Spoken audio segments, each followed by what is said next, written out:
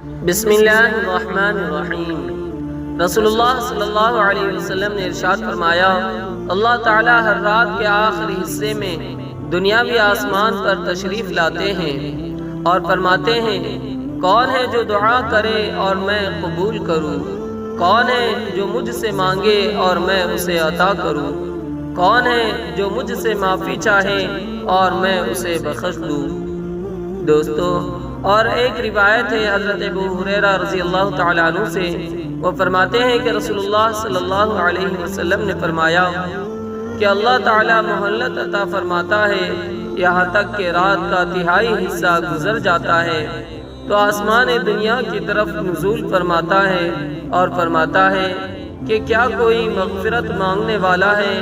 کیا کوئی توبہ کرنے والا ہے؟ کیا کوئی سوال کرنے والا ہے؟